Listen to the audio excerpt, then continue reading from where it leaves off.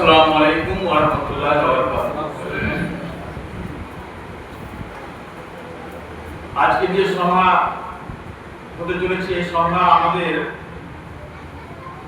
এই হুগলি জেলার বিভিন্ন গ্রামের মসজিদে একটা সংগঠনের পক্ষ থেকে ঠিক করা হয়েছে বছরে দুবার এই সভাটি করা হবে। অনুরূপ সেই জন্য আমাদের এই খরসার মসজিদও সেই সভা আজকে অনুষ্ঠিত হতে চলেছে। এই সভাকে কেন্দ্র করে হঠাৎ আমাদের একটা চিন্তা ভাবনা এলো, যেটা যে আমরা বক্তব্যের এই ছেলেদেরকে যে পড়াশোনা করানো হচ্ছে, এই ইসলামী পড়াশোনার বিষয়ে আমাদের অভিভাবকদের কিন্তু খুব একটা গুরুত্ব নাই। যে গুরুত্ব কিন্তু বাংলা বিষয়ে আছে, এই ইসলামী আরবি বিষয় কিন্তু গুরুত্ব খুব কম। সেই জন্য পড়ার আমরা একটা সিস্টেমটা একটু পরিবর্তন করলাম। আজ থেকে 1 মাস হবে আগে সেই পরিবর্তন করে সন্ধ্যার সময় আমরা একটা ক্লাস করার শুরু করেছি। আমার সঙ্গে আরো দুজন আছেন, তেনারা থাকেন, তেনারা থেকে এই ক্লাসটা শুরু করা হয়েছে। এই স্কুলের এই ছাত্র ছাত্রীরা তারা বাংলা পড়ার দিকে এত মনোযোগ, আরবি দিকে কিন্তু ততটা মনোযোগ নয়। এরপরও কিন্তু তারা সময় দেয় মাত্র সপ্তাহে 2 থেকে 3টে দিন সময় দেয়। সেই 3টে দিনই আমরা সন্ধ্যার সময় সেই ক্লাসটা করি, মগরিব থেকে নিয়ে ঈশা পর্যন্ত। হঠাৎ 2 সপ্তাহ আগে মনের মধ্যে একটা জানলো যে আমাদের এই মসজিদ সবার একটা ঘোষণা হয়ে গেছে, সভা হবে। তো আমরা এই ছেলেদেরকে একটু উৎসাহ করার জন্য, তাদের একটু সাহস বাড়ানোর জন্য তাহলে আমরা এই দিনে প্রথমে আমরা একটা এই সভার আয়োজনের ভিতরে দিয়ে আমরা এই বাচ্চাদেরকে নিয়ে একটা অনুষ্ঠান করব।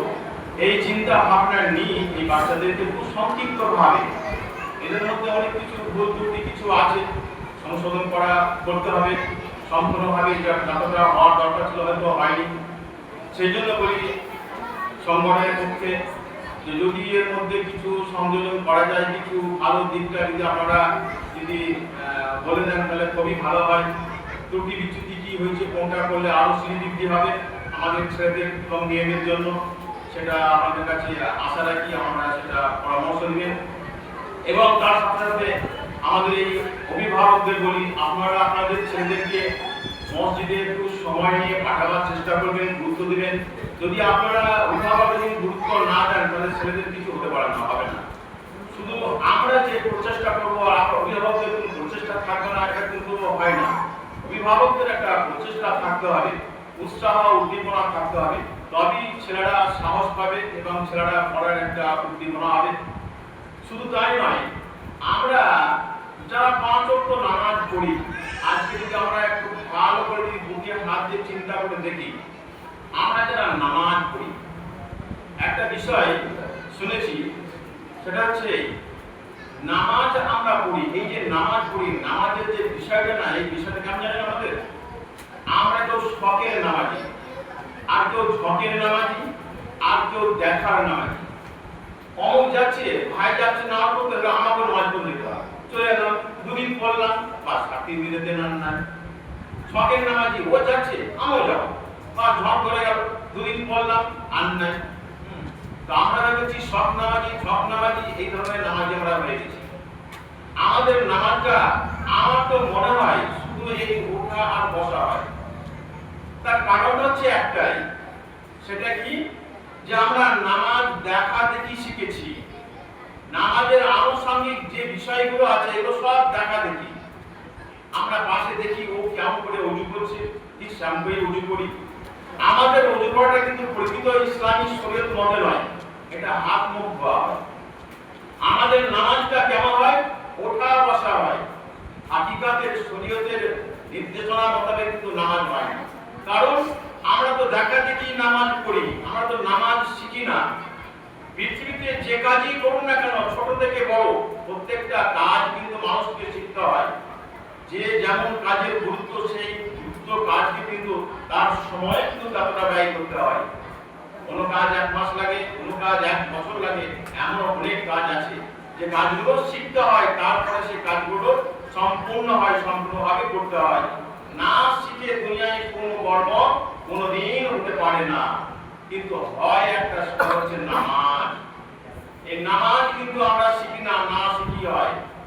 আজকে আশা করি আমরা বুঝতে পারলাম যে মেয়েটি নামাজের সংক্ষিপ্ত বলে দিলেন, যে নামাজের সংক্ষিপ্ত কিছু আলোচনা করলেন, সংক্ষিপ্ত আলোচনা, এটা আরো বিস্তারিত আছে।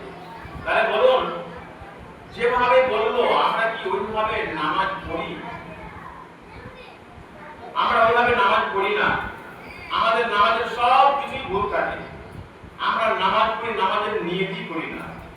অথচ শরীয়তে বলা হয়েছে যে প্রত্যেকটা আমল নির্ভর করে তার নিয়তের উপরে। নিয়ত ছাড়াই কিন্তু আমরা সেই আমলগুলো করে থাকি, নিয়ত ছাড়াই। বলুন, নিয়ত করি, নিয়ত করি না, কোনো কাজেরই নিয়ত করি না, কোনো আমলেরই নিয়ত করি না। এবং তার মাঝে যেসব দোয়াগুলো আছে, আজকে বলুন, এই ছাত্রীটা যে দোয়া বললো, রুকু এবং সিজদার যে দোয়া বললো, আমার তো মনে হয় আমরা অনেকে এই দোয়াগুলো বলি না। কোন দোয়া বলি? সেটা হচ্ছে রুকুতে বলি সুবহানা রাব্বিয়াল আযীম, আর সিজদায় বলি সুবহানা রাব্বিয়াল আ'লা। সারা জীবনকে শেষ করলাম, বৃদ্ধ হয়ে গেলাম, বয়স হয়ে গেল, তখন সেই শুরুতেও যেটা বলেছিলাম সুবহানা রাব্বিয়াল আ'লা, আর শেষ কালেও কিন্তু সেই সুবহানা রাব্বিয়াল আ'লা পরিবর্তন কিন্তু করলাম না। কেন? ওই যে দেখা দেখি, শোনাশুনি, হাদিস দেখে আমরা তো মুখস্থ করি না, পড়ি না। এর থেকে আরো তো বড় বড় দোয়া আছে। বলুন, সিজদায় যখন যাচ্ছি তখন আমি তো আমার রবের সাথে, আমার আল্লাহর সাথে আমার সংযোগ হচ্ছে সেখানেতে। বলুন, সেইখানে কিভাবে সিজদাটা করার দরকার, কিভাবে দোয়াটা পড়ার দরকার, কতটা মনোযোগ থাকার দরকার। সেই মনোযোগ আনতে কি সুবহানাল্লাহ আলা বলতে কি হবে? এবং শুধু তাই নয়, এই ছোট্ট দোয়া যেটি পড়ি সেটার অর্থ কি আমি জানি? কোনদিন ভেবে দেখেছি, জেনেছি যে সুবহানা রাব্বিয়াল আ'লার অর্থটা কি? এবং তারপরে যে বড় বড় দোয়াগুলো আছে, সেই দোয়াগুলোর অর্থটা কি? আসলে ব্যাপারটা হচ্ছে এইটাই। কাজী বলতে চাই অভিভাবকদেরকে, বিশেষ করে আপনারা আপনাদের ছেলেদেরকে গুরুত্ব সহকারে দ্বীন ইসলামের যে নিয়ম কানুন, অর্থাৎ বিশেষ করে যে সালাত, এই সালাতের গুরুত্ব বিশেষভাবে। কারণ সালাতই হচ্ছে মানুষের জীবনের একদম মূল ইবাদত। সালাত যদি না থাকে, আপনি যতই দান, ফাজাত, হজ, যাকাত যাই কিছু করেন না কেন, আপনার কিছুই গ্রহণযোগ্য হবে না আল্লাহ রাব্বুল ইজ্জাতের কাছে। অতএব সেই সালাতের গুরুত্ব দিয়ে সালাতকে ভালোভাবে শিখতে হবে। এবার তার আনুষঙ্গিকভাবে পুঙ্খানুপুঙ্খভাবে যেসব দোয়াগুলি আছে এবং দোয়ার অর্থগুলো পড়তে হবে। যদি পড়ি তাহলে নামাজের মধ্যে একাগ্রতা থাকবে, অন্যথায় ওই নামাজ ওইরকমই হবে, আসপট হঠাৎ করে দুটো দুবার বেরিয়ে চলে যাব। হাদিসের মধ্যে আছে না, আল্লাহ রাব্বুল ইজ্জাত ভালোবাসেন কাকে? কোন স্থানকে? না মসজিদকে। আর ভালোবাসেন না কোন স্থানকে? বাজারকে। তাহলে আমরা কি করি? মসজিদে যাই আর মসজিদ থেকে বেরোবার জন্য ছটফট করি। কারণটা কি? কারণ তো এটাই, বাজারে যখন যাই তখন আর বাড়ি ফেরার আর কোনো খেয়ালই থাকে না। আসলে আমাদের কাছে হাকিকাত নাই। মহান আল্লাহ রাব্বুল ইজ্জাত আমাদেরকে হাকিকাত বোঝার তৌফিক দান করুন। আমিন। আসসালামু আলাইকুম।